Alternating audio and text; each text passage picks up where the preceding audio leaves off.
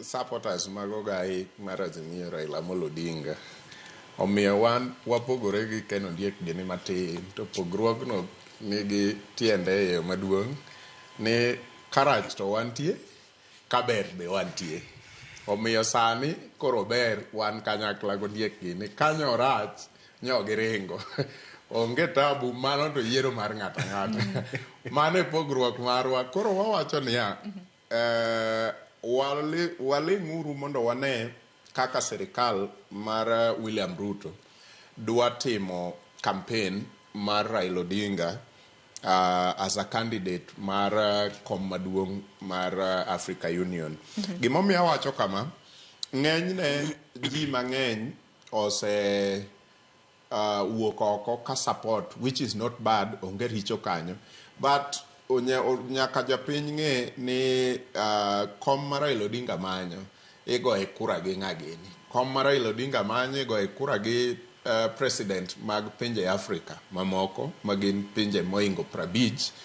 To an anyalo support Raila Odinga gi village. To kata nyalo bedo ni rachna wachne mar dhi AUC chair, to mano ok nyal chenjo gimoro unless ni support mamiyo Raila Odinga gi village ni kata tamruok yie gi wach Raila Odinga gi village ni nitie kaka nyalo chenjo pach Suluhu Tanzania kucho kata kaka nyalo chenjo pach Museveni e Uganda kucho. Mano eka it matters. To ka kamano to gima koro mata ka kochakore kawuono kadhi nyime tok ka maybe a sachiel mambele wakani ka President William Ruto gi sirikal mar Kenya Kwanza ose declare officially ni Raila Odinga is now their candidate gi se launch. Koro Raila Odinga en candidate mar sirikal mar piny Kenya. It does not matter gima anapare village na. Kata ka anaparo ni Raila ng'amarach sana e village na, to mano koro klich. En gima koro dong, en gima Ramaphosa paro kaka president mar South Africa, ni as South Africa wadhigo kura ne candidate mane e ji ang'wen manyo chiwo kwayo gi ne gidwaro komni. Gima koro mata en ni sirikal mar Kenya nyalo convince sirikal mar South Africa nang'o mondo go kura korgi. Kata sirikal mar Kenya nyalo convince sirikal mar Ghana e yo mane mondo go kura ne candidate gi main Raila Odinga.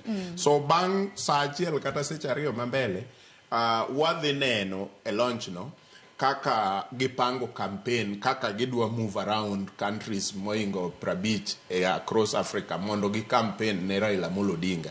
Koro gima wanyalo timo en ni kanitie paro moko ma wan go manyalo konyo mondo sirikal otim campaign e yo ma efficient kata mondo komni oyudre yo mapiyo.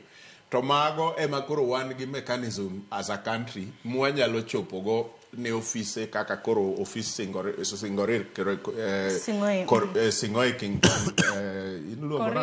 Korir Sing'oe ma en jagoro mongirore kanyo. Kata office Migosi Musalia makoro ene mochung' ne bad migao mochung' ne pinje maoko.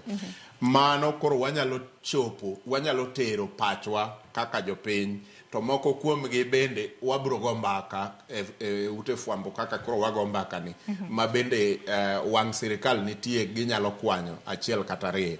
To kipenja to seche gi oko nengo bed sa mwaruwe siasa wa mapacho ka gi siasa mar Afrika.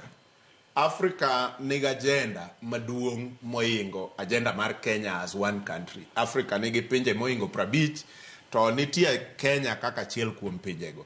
To ok onego waru siasa wa mapacho ka nikech aneno ka jomoko kuomwa ei pacho ka